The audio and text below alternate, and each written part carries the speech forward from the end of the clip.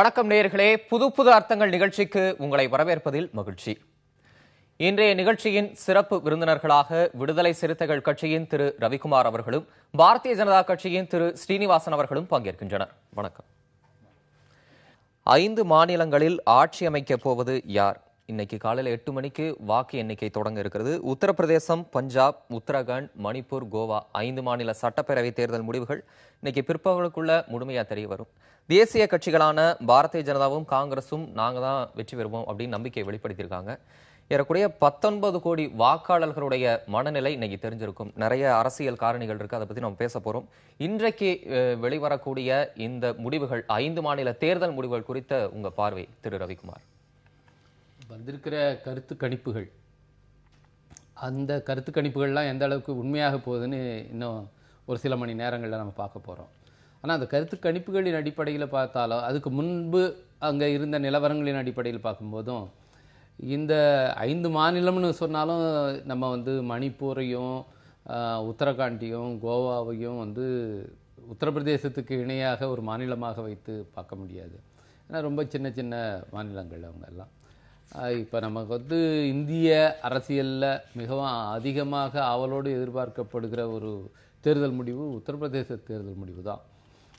அதுதான் உத்தரப்பிரதேச மாநிலத்துடைய தலைவிதியை மட்டுமல்ல, இந்தியாவினுடைய எதிர்காலத்தையும் கூட சேர்த்து தீர்மானிக்க போவதா இருக்கும் என்று அரசியல் நோக்கர்கள் கருதுகிறார்கள். அந்த விதத்தில் பார்த்திங்கன்னா, இப்போ வந்திருக்கிற கருத்து கணிப்புகளில் உத்தரப்பிரதேசத்துலேயும் யாருக்கும் ஒரு பெரும்பான்மை கிடைக்குங்கிறத சொல்ல முடியல, தெளிவாக சொல்ல முடியல. பாஜகவுக்கு ஆதரவான 1-2 ஊடகங்கள் தவிர பெரும்பாலான ஊடகங்களில் அவங்க ஒரு தனி பெரும்பான்மையான கட்சியாக உருவாகும் அப்படிங்கிறத சொல்லியிருக்காங்களே ஒழிய அது மெஜாரிட்டி அவங்களுக்கு கிடைக்குங்கிறத சொல்லலை. அடுத்து பஞ்சாபில் பார்த்திங்கன்னா போட்டி அங்கே ஆம் ஆத்மிக்கும் காங்கிரஸுக்கும் தான் நெக் டு நெக்குங்கிற மாதிரி இருக்குது. ஆனால் சில இதில் கணிப்புகளில் ஆம் ஆத்மிக்கு அட்வான்டேஜ் கொடுக்கப்பட்டிருக்கு. உத்தரகாண்ட்லேயும் பார்த்தா உத்தரகாண்டில் ஒரு சில கணிப்புகள் பிஜேபிக்கு ஸ்வீப்னு சொல்லாலும் அங்கேயும் காங்கிரஸுக்கும் பிஜேபிக்குமான போட்டிங்கிறது கடுமையாக இருக்குது. கோவாவை பொறுத்த அளவில் அங்கேயும் பாஜக காங்கிரஸுக்கான போட்டி கடுமையாக இருக்குதுன்னு சொல்லப்படுது. ஆனால் காங்கிரஸுக்கான அட்வான்டேஜ் இருக்குது என்று சில ஊடகங்களில் கணிக்கப்பட்டிருக்கு. மணிப்பூரை பொறுத்த அளவில் கொஞ்சம் பாஜகவுக்கு ஆதரவு இருக்குது அப்படின்னு சொல்லி சொல்லப்படுது. அது ஒரு சின்ன அங்கேயே போட்டிங்கிறது அவங்க 2 காங்கிரஸுக்கு உதவாக இருக்குது. இப்போ நம்ம ஒன்று பார்க்குறோம், இந்த ட்ரெண்டில் காங்கிரஸ் மணிப்பூரில் உத்தரகாண்டில் இருக்கிற அங்கே தான் 2லேயும் ஆட்சி இருக்குது. அங்கே அவங்களுக்கு டஃப்பாக இருக்குது, அதை ரிட்டர்ன் பண்ணிக்கிறதுக்குனாலும் கூட பஞ்சாபில் அவங்க கெயின் பண்ணுறாங்கங்கிறது தெரியுது, உத்தரப்பிரதேசத்தில் அவங்க கெயின் பண்ணுறாங்கங்கிறது தெரியுது, கோவாவில் அவங்க கெயின் பண்ணுறாங்கங்கிறது தெரியுது. ட்ரெண்ட்லேயே அது பாஜகவுக்கு அட்வான்டேஜ் கொடுக்குற ட்ரெண்ட்லேயே காங்கிரஸ் அங்கெல்லாம் கெயின் பண்ணுதுங்கிறது தெரியுது. இது ஆட்சி அமைக்கக்கூடிய பெரும்பான்மை அந்த அளவுக்கு இருக்குமா அப்படிங்கிறது கருத்து கணிப்புகள் முழுமையா நம்ப முடியாதவை, அதுக்கு நிறைய வரலாறுகள் இருக்கு. ஆனா பொதுவாக ட்ரெண்ட் சொல்லியிருக்கிறார். ஆமா, ட்ரெண்ட் காங்கிரஸ் கெயின் பண்ற ட்ரெண்ட், அதாவது காங்கிரஸ் திரும்ப ஒரு புத்துணர்ச்சி பெறுகிறது என்பது போன்ற ஒரு தோற்றம் வருது. இது பாஜகவுக்கு இன்னும் 2 ஆண்டுகளில் பொது தேர்தலில் சந்திக்க வேண்டிய பாஜகவுக்கு இது என்ன மாதிரியான அறிகுறி என்பதை அவர்கள் தான் சொல்லணும். திரு ஸ்ரீனிவாசன், 5 மாநிலங்கள்ல 4 மாநிலங்கள்ல ஒன்று பெரும்பான்மை பெறக்கூடிய கட்சியா இருக்கும், இல்லை ஆட்சி அமைக்கக்கூடிய கட்சியா இருக்கும் தான் தேர்தலுக்கு பிறைய கருத்து கணிப்புகள் முடிவுகள்லாம் நிறைய பெரும்பான்மையான முடிவுகள் அப்படிதான் சொல்லுது. ஆனா கருத்து கணிப்புகள் நம்ப முடியாதவை அப்படின்ற ரீதியிலும் எதிர்கட்சிகள் தரப்புல முன்வைக்கப்படுது. இன்னும் ஒரு சில மணி நேரங்களில் முடிவுகள் வெளியே வரும். உங்க பார்வை? நான் இந்த தேர்தலுக்கு பிந்தைய கருத்து கணிப்புகளை மாத்திரம் நம்பி நான் எனது கருத்துக்களை சொல்லலை. தமிழக பாரதிய ஜனதா கட்சியிலிருந்து நிறைய நிர்வாகிகள் போய் உத்தரப்பிரதேசத்தில் வடக்கு மாநிலங்களில் போய் பணியாற்றிட்டு வந்திருக்காங்க. அவங்களுடைய களப்பணி அனுபவம், நிறைய பத்திரிகை நண்பர்களோட தொடர்பு கொண்டதில் கிடைத்த தகவல்கள் இதெல்லாம் வைத்துக்கூட தொடர்ந்து 2014 நரேந்திர மோடி அவர்கள் பிரதமராக வந்ததிலிருந்து தொடர்ந்து பாரதிய ஜனதா கட்சிக்கு அரசியல் வெற்றி என்பது ஏறுமுகத்தில் தான் இருக்கிறது. டெல்லியிலையும் பீகாரும் தவிர மகாராஷ்டிரா, ஹரியானா, ஜம்மு காஷ்மீர், அஸ்ஸாம் அப்படி வரிசை எந்த மாநிலம் எடுத்துக்கொண்டாலும் தொடர்ந்து வெற்றி. அதிலும் குறிப்பாக அந்த டிமானிட்டைசேஷனுக்கு அப்புறமா பாராளுமன்றத்திலும் சரி, இந்தியா முழுக்கும் சரி, கட்சிகள் எல்லாருமே இது பாரதிய ஜனதாவுக்கு பெரிய பின்னடைவை கொடுக்கும் அப்படின்னு சொல்லி தான் பெரிய பிரச்சாரம் பண்ணாங்க. ஆனால் பாரதிய ஜனதா கட்சி எந்த தேர்தலையுமே டிமானிட்டைசேஷனுக்கு அப்புறமா அந்த பணமதிப்பு நீக்கத்தை ஒரு தேர்தல் பிரச்சனையாக கொண்டு வரவே இல்லை. ஆனாலும் கூட நீங்கள் சமீபத்தில் நடந்த மகாராஷ்டிரா உள்ளாட்சி தேர்தலில், அப்புறம் ஒரிசாவில் நடந்த உள்ளாட்சி தேர்தலில் அங்கேயும் பாரதிய ஜனதா கட்சிக்கு எதிர்பார்க்காத அளவு வெற்றி கிடைச்சிருக்கு. டிமானிட்டைசேஷனுக்கு அப்புறமாக நடந்த அத்தனை தேர்தலிலும் பிஜேபிக்கு வெற்றி கிடைத்திருக்கிறது. அதனால் இப்போதும் கூட இந்த கருத்து கணிப்பில் ஒரு தொங்கு சட்டமன்றம் தான் அமையும் என்று சொன்னாலும் கூட பிஜேபி தரப்பில் நாங்கள் என்ன நம்புகிறோம் என்றால் அறுதி பெரும்பான்மை உறுதியாக உத்தரப்பிரதேசத்தில் கிடைக்கும். நண்பர் ரவிக்குமார் அவர்கள் சொன்னது போல மணிப்பூர், கோவா இதெல்லாம் சின்ன மாநிலங்கள் தான். ஆனாலும் கூட அந்த பகுதி மக்களுடைய ஆசைகளை, அவர்களுடைய அரசியல் எதிர்பார்ப்புகளை நிறைவேற்றுகிற கட்சியாக பாரதிய ஜனதா கட்சி இருக்கும் என்று நம்புகிறாங்க. ரொம்ப குறிப்பாக மணிப்பூர், வடகிழக்கு மாகாணங்களில் பிஜேபியை இங்கே வேரூன்ற முடியாது, காலூன்ற முடியாது என்கிற நிலை மாறி இன்றைக்கி அஸ்ஸாமில் ஒரு பெரிய ஆட்சி அமைச்சிருக்கிறாங்க. இப்போ மணிப்பூர் அதுக்கு அந்த வரிசையில் போய்கொண்டிருக்கிறது என்று சொன்னால் இதெல்லாம் பாரதிய ஜனதா கட்சி ஒரு பேன் இண்டியன் பார்ட்டி, எல்லா தரப்பு மக்களாலும் எல்லா பகுதி மக்களாலும் ஏற்றுக்கொள்ளக்கூடிய கட்சி என்பதை இந்த தேர்தல் நிரூபிக்கும். இதுக்கு முன்னால் அது வடக்கத்தி கட்சி, இந்திக்காரங்க கட்சி, உயர்ஜாதி கட்சி இப்படிலாம் விமர்சனங்கள் இருந்தது உண்மைதான். ஆனால் இப்போது அதெல்லாம் தழைத்து அந்த தடைகளெல்லாம் தாண்டி எல்லோரும் ஏற்றுக்கொள்கிற ஒரு கட்சியாக பாரதிய ஜனதா கட்சி வந்திருக்கிறது. எல்லா பிராந்தியத்திலும் இருக்கிறது என்பது மகிழ்ச்சியான விஷயம். திரு ரவிக்குமார், திரு ஸ்ரீனிவாசன் சொல்லக்கூடிய கருத்து தான் என்னுடைய கேள்வியும். சுதந்திர இந்தியாவில் மிகப்பெரிய ஒரு நடவடிக்கையாக பார்க்கப்பட்ட டிமானிட்டைசேஷன், அதுக்கப்புறம் நடைபெற்ற சில மாநிலங்களுடைய உள்ளாட்சி தேர்தல்கள், இடைத்தேர்தல்களில் பாரதிய ஜனதா கட்சி வெற்றி பெறுது. ஒட்டுமொத்தமா எல்லா எதிர்கட்சிகளுமே மிகப்பெரிய போராட்டத்தை, ஒரு எதிர்வினையை இந்த பண மதிப்பு நீக்க நடவடிக்கைக்கு கொடுத்தீங்க. ஆனா அதுக்கப்புறம் நடைபெற்ற தேர்தல்கள்ல பாரதிய ஜனதா கட்சி வெற்றி பெறக்கூடிய நிலையை நாம பார்க்க முடியுது. அப்ப மக்களுடைய சிந்தனை ஒரு பக்கம் இருக்கு, இந்த எதிர்கட்சிகளுடைய சிந்தனை இன்னொரு பக்கம் இருக்கு. ரெண்டு பேருடைய சிந்தனை ஓட்டமும் வேற வேற பக்கத்துல இருக்கு. மக்களுடைய உணர்வுகளை இந்த எதிர்கட்சிகள் பிரதிபலிக்கல அப்படின்னு நாம இதை எடுத்துக்கலாமா? இல்லை, அப்படி எடுத்துக்கொள்ள முடியாது. ஏன்னா தேர்தல் முடிவுகளை வைத்து ஒரு பொருளாதார நடவடிக்கையை நியாயப்படுத்துறதுங்கிறது சரியாக இருக்காது. ஆனால் இந்த தேர்தலிலேயே நீங்கள் பார்த்தீங்கன்னா உத்தரப்பிரதேசத்தில் ஒரு வேளை அவர்கள் பெரும்பான்மை பெற்று ஆட்சி அமைக்க போகிறார்கள் என்றால் அவங்க தெளிவாக திரு ஸ்ரீனிவாசன் அவர்கள் சொன்னது போல் இது டிமானிட்டைசேஷனுக்கு கிடைச்ச எங்கள் நடவடிக்கை கிடைச்ச வெற்றி என்று அவங்க கிளைம் பண்ணுவாங்க.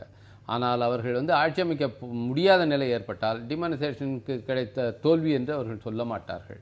இதை பஞ்சாபில் இப்போ டிமானிட்டைசேஷனுக்கு கிடைச்ச முடிவுன்னு அவங்க சொல்ல முடியுமா? ஏன்னா இப்போ கிளியராக சவுத்தில் எழுதின மாதிரி எழுதியாச்சு பஞ்சாப். இதில் நம்ம வாக்கு எண்ணிக்கையே எதிர்பார்க்க வேண்டியில்லை. இன்றைக்கி பஞ்சாபில் அவங்க சீன்லேயே இல்லை, 3வது இடத்துக்கு போயாச்சு. இப்போ பஞ்சாபுங்கிறது டிமானிட்டைசேஷனில் மிக அதிகமாக பாதிக்கப்பட்ட மாநிலம் விவசாயிகள் அப்படிங்கிறது முன்னிருந்து செய்திகளில் வந்திருக்கு. திரு ஸ்ரீனிவாசன் அவர்களுக்கு தெரியும். அங்கே ஏற்படுற அந்த தேர்தல் முடிவை டிமானிட்டைசேஷன் முடிவு அப்படின்னு அவங்க வெளிப்படையாக சொல்ல முடியும். இந்த பணமதிப்பு நீக்க நடவடிக்கை தேர்தலில் பிரதிபலிக்காதுன்னு சொல்ல, பிரதிபலிக்கும்.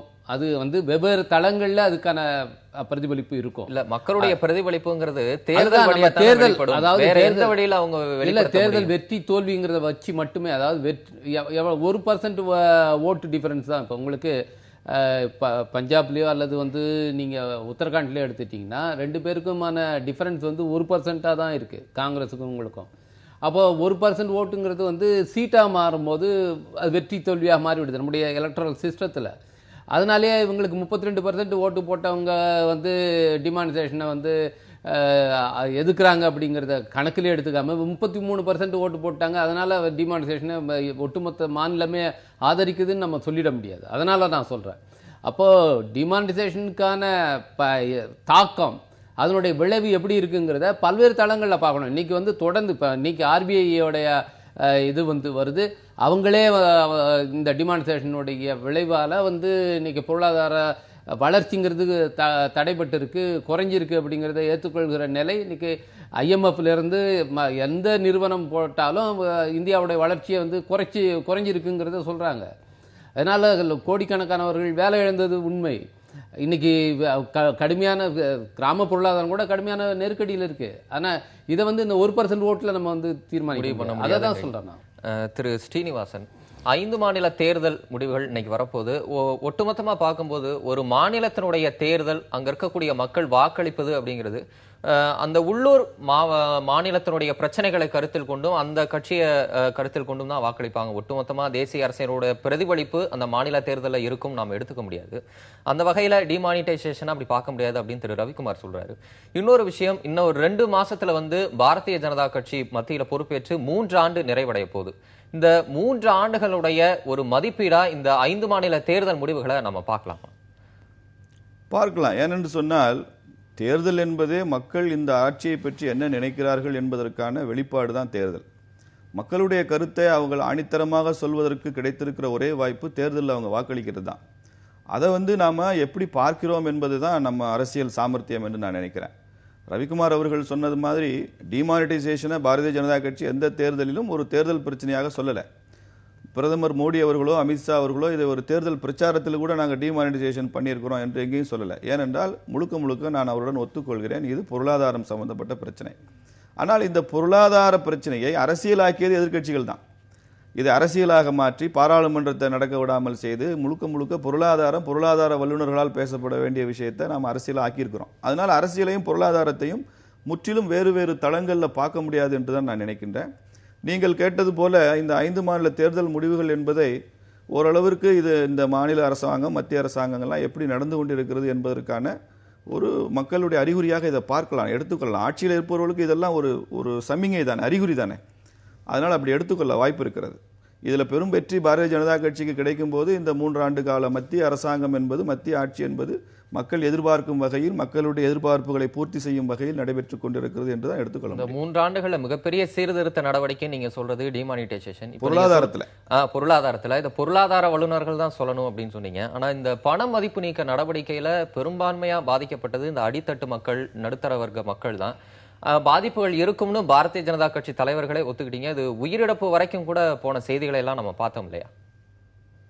இல்லை, உயிரிழப்பு ஏற்பட்டது என்பதை நான் ஒத்துக்கொள்ள மாட்டேன். ஏனென்று சொன்னால், வரிசையில் ஏடிஎம்ல நின்று ஒரு சில பேர் இறந்திருக்கிறாங்க, அதில் வயதானவர்கள் இருக்கிறாங்க என்ற காரணத்தினாலே டிமானிட்டைசேஷனால உயிரிழந்தாங்கன்னு சொல்ல முடியாது. நாடு முழுவதும் ரேஷன் கடையில ரேஷன் கடையில நின்று ரேஷன்ல ஜீனியும் சர்க்கரையும் வாங்குறப்போ கூட அவங்க இறந்த சம்பவங்கள் இருக்கிறது. தமிழ்நாடு அரசாங்கத்திலே வேற சில மாநிலங்களில் இலவச டிவி கொடுக்குறாங்க, அது கொடுக்குறாங்கிறப்போ கூட அந்த கூட்டத்தில் கூட நெரிசல டிமானிட்டைசேஷனால இறந்துட்டாங்கன்ற வாதம் வந்து நான் ஏற்றுக்கொள்ளவில்லை.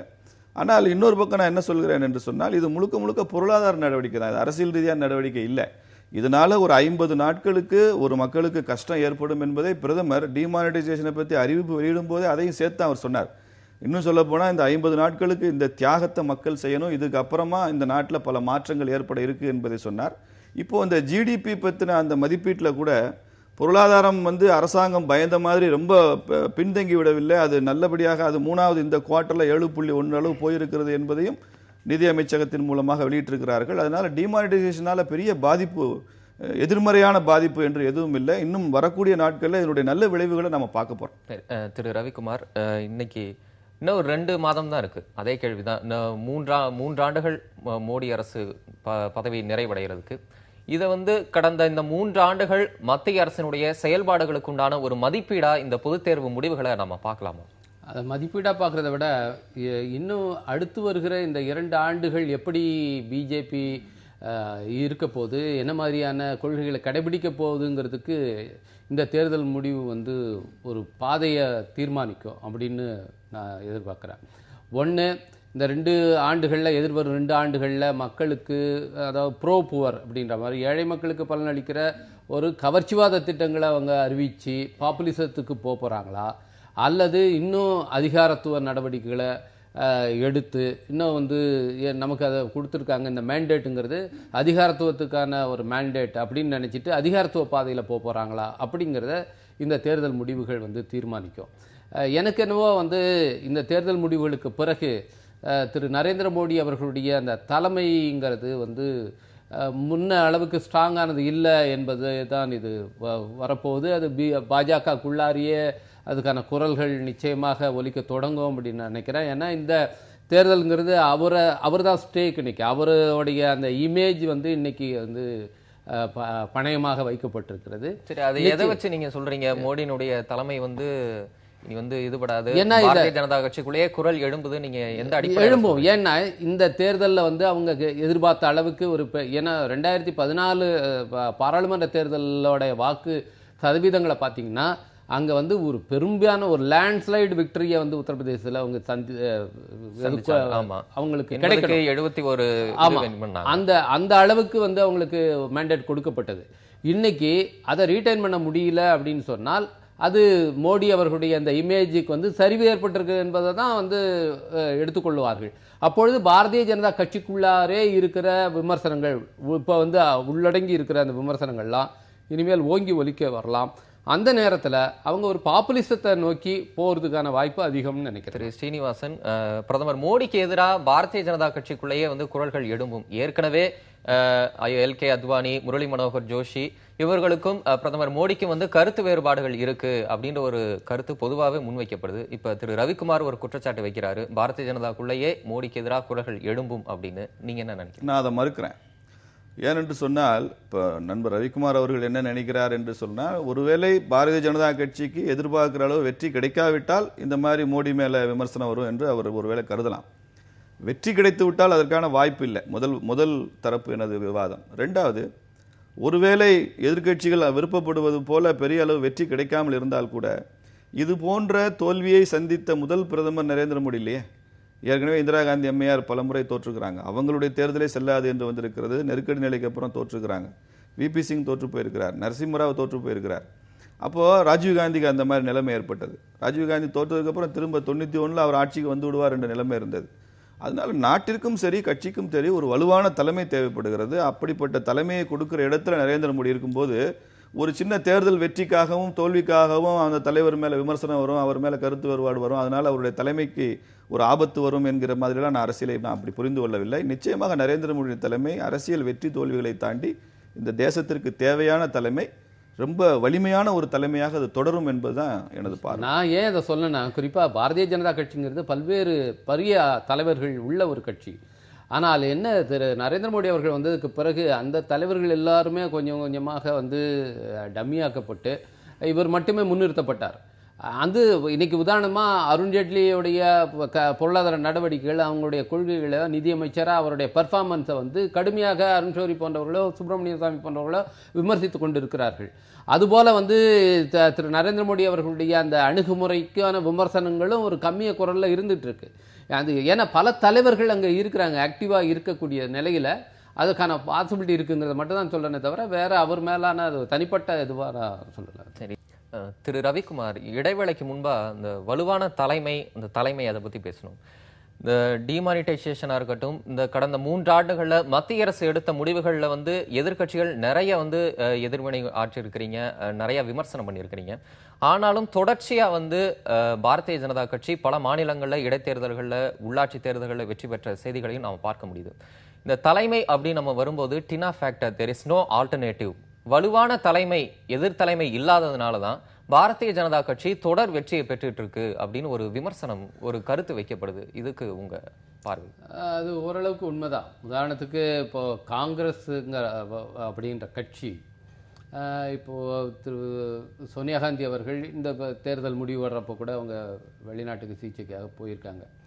அதனுடைய காங்கிரஸ் கட்சியினுடைய துணைத் தலைவராக இருக்கிற திரு ராகுல் காந்தி அவர்கள் அவர் முன்முயற்சி எடுத்து சந்தித்த தேர்தல்களில் எல்லா இடத்துலையுமே காங்கிரஸ் வந்து வெற்றி பெற முடியாத ஒரு நிலை இருக்கும்போது அவருடைய லீடர்ஷிப்பே இன்னைக்கு ஒரு கேள்விக்குறியானதா, அவங்க கட்சி தலைவர்களால், குறிப்பாக ஷீலா தீட்சித் போன்றவர்கள் இன்னும் அவர் வந்து பண்படலை, மெச்சூர் ஆகலை அப்படின்னு சொல்கிற அளவுக்கு அங்கே அவருடைய லீடர்ஷிப்புங்கிறது இன்னும் எஸ்டாப்ளிஷ் ஆகாத இருக்குது. அதனால் இன்றைக்கி ஒரு தேசிய அளவில் பாரதிய ஜனதா கட்சி, காங்கிரஸ் அப்படிங்கிற 2 கட்சிகள் தான்.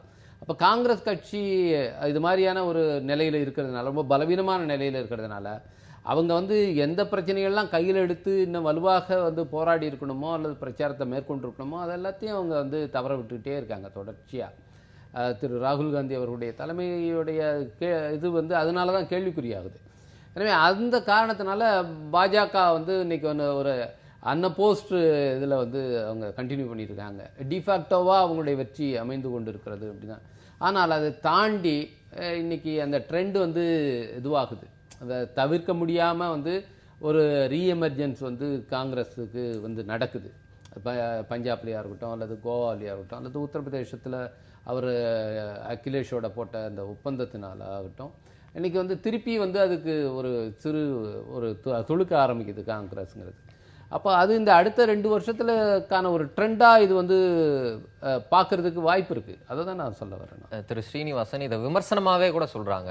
வலுவான தலைமை இல்லாததுனால தான் இவ்வளவு பிரச்சனைகள், எதிர்க்கட்சிகளுடைய விமர்சனங்களை தாண்டி பாரதிய ஜனதா கட்சி தொடர் வெற்றி பெற முடியுது, அவங்களுடைய பெர்ஃபார்மன்ஸ்னால இல்லை அப்படின்ற விமர்சனமாக தான் இதே கருத்து வந்து சொல்லப்படுது. அது சரியில்லைன்னு நினைக்கிறேன். இப்போது 47 சுதந்திரம் அடையும் போது காங்கிரஸ் வந்து சுதந்திர போராட்டத்தில் ஈடுபட்டு விடுதலை வாங்கி கொடுத்த கட்சி என்பதனால, நேரு மாதிரியான வசீகரமான தலைவர்கள் இருந்ததுனால தொடர்ந்து அவங்க ஆட்சியை தக்க வைக்க முடிந்தது. அப்போ இவ்வளோ அரசியல் விழிப்புணர்வு மக்கள்கிட்ட இல்லை. இது ஒரு காம்படிட்டிவ் பாலிடிக்ஸ் அப்போ இல்லை.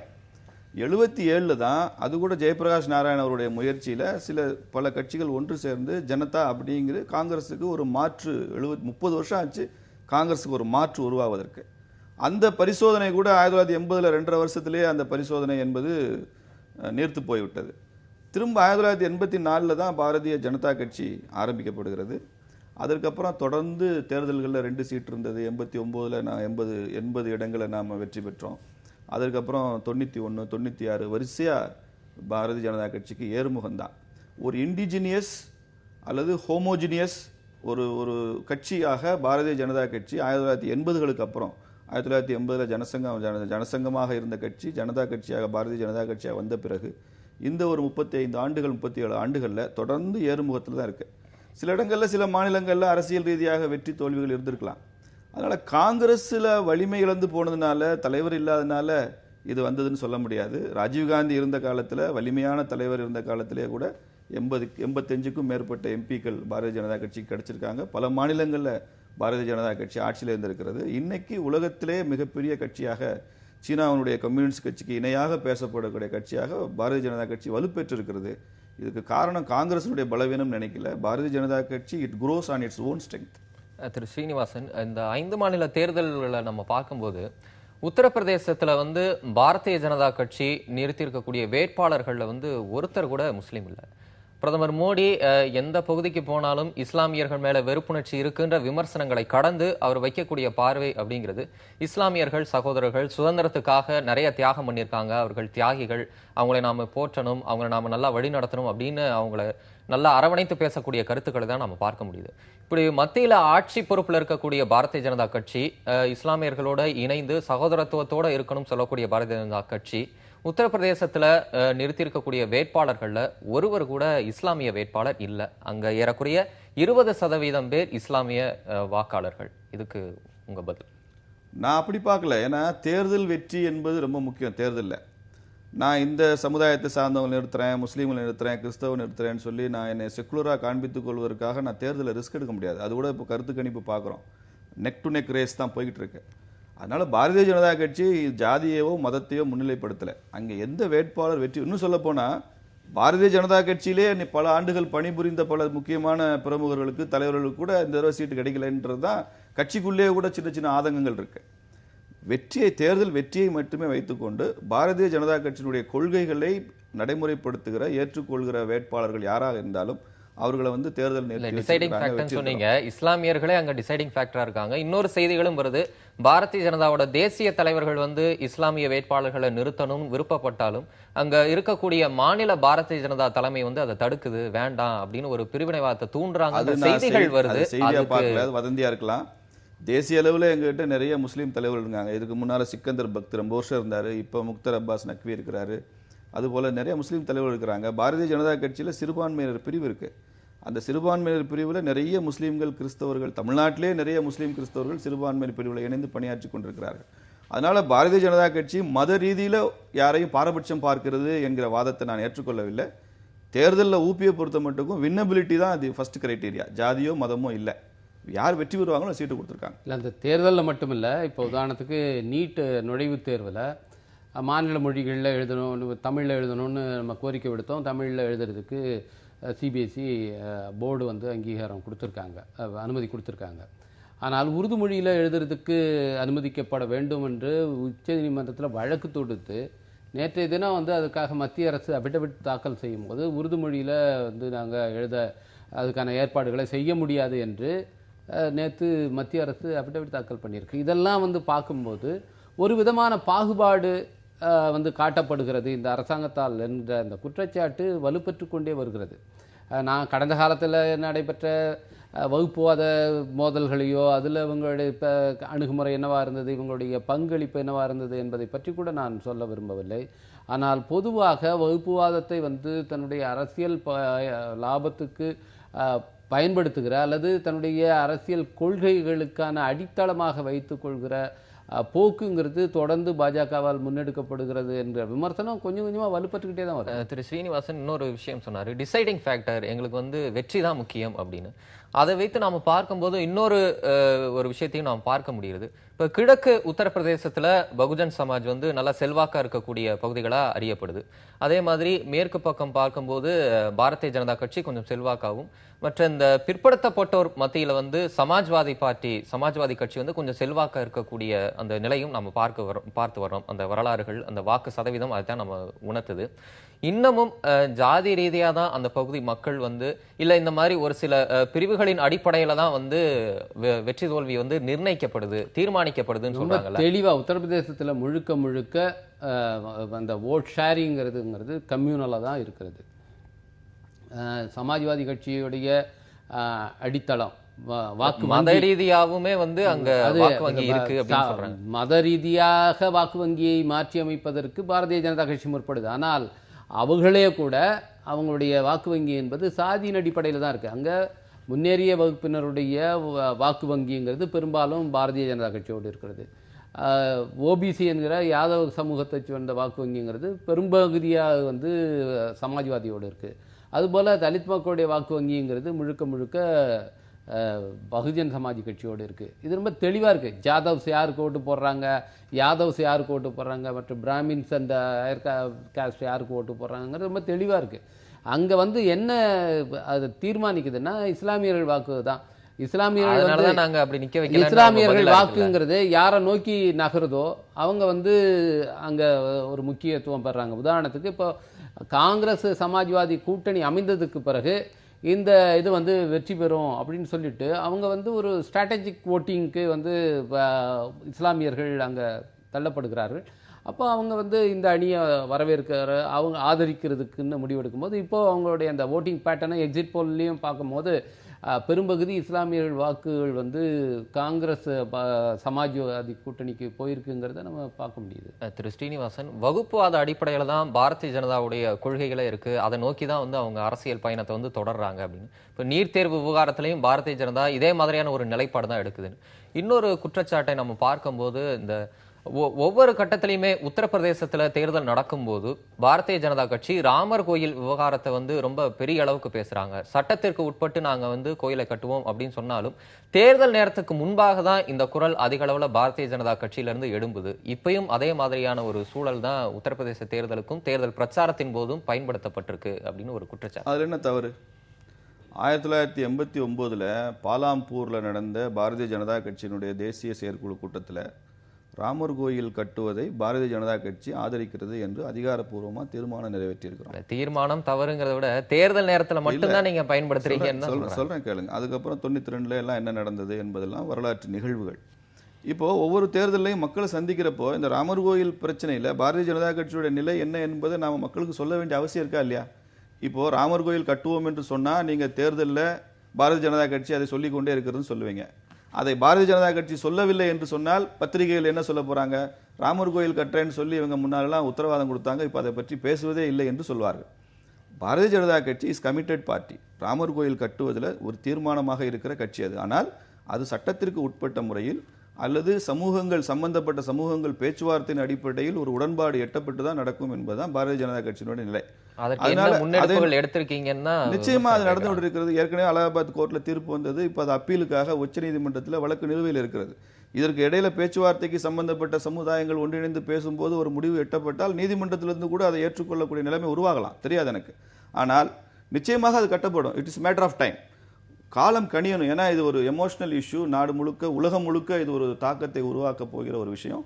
அதுல பாரதிய ஜனதா கட்சி ராமர் கோயில் கட்டுகிற விஷயத்துல தீர்மானமாக இருக்கிறது என்பதில் சந்தேகம் இல்லை. 2, வகுப்புவாதம் பற்றி நண்பர் அவர்கள் சொன்னார்கள், நீங்களும் கேட்டீங்க. பாரதிய ஜனதா கட்சியினுடைய நிலை இதுதாங்க. எல்லா சமயத்தை சார்ந்தவர்களையும் ஒரே மாதிரி நடத்த வேண்டும் என்பதுதான் பாரதிய ஜனதா கட்சியினுடைய நிலை.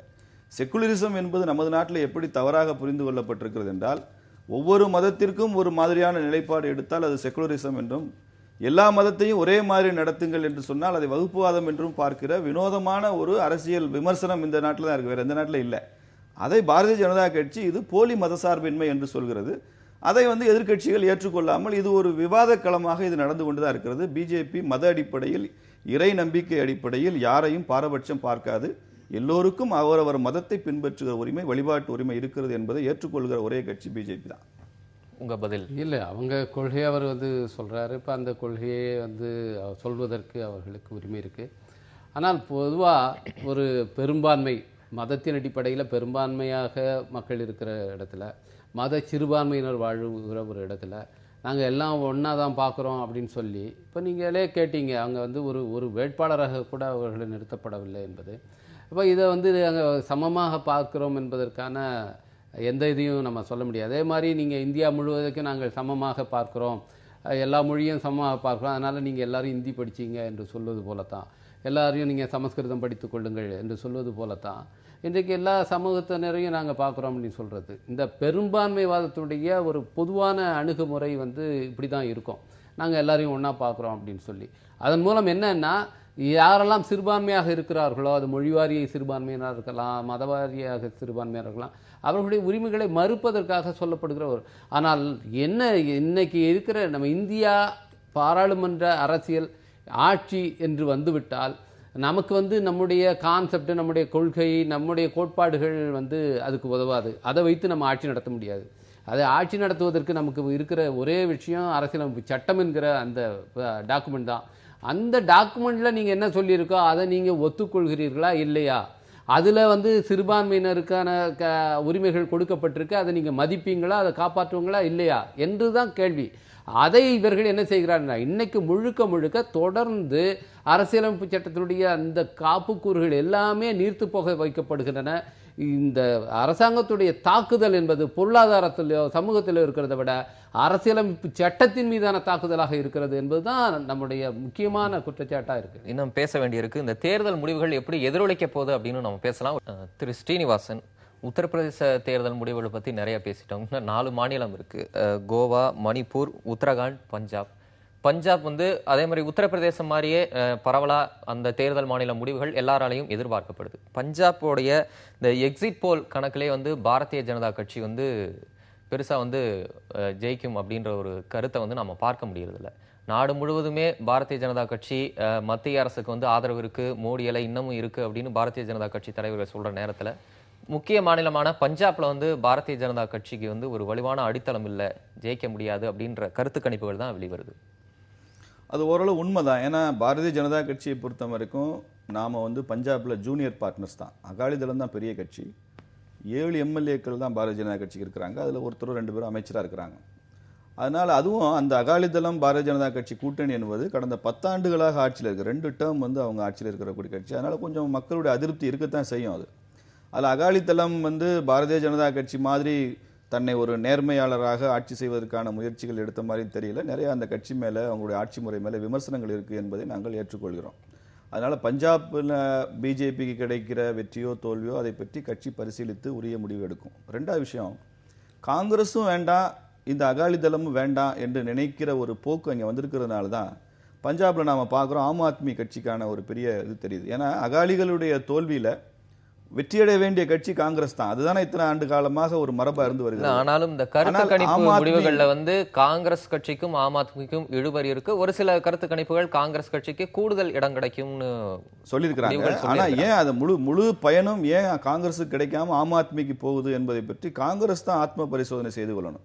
ஆம் ஆத்மி கட்சி ஆப்னு சொல்றாங்க, ஏஏபின்னு சொல்றாங்க. இது காங்கிரஸுக்கு தான் உண்மையிலே ஒரு ஆப்பு அப்படின்னு நான் நினைக்கிறேன்.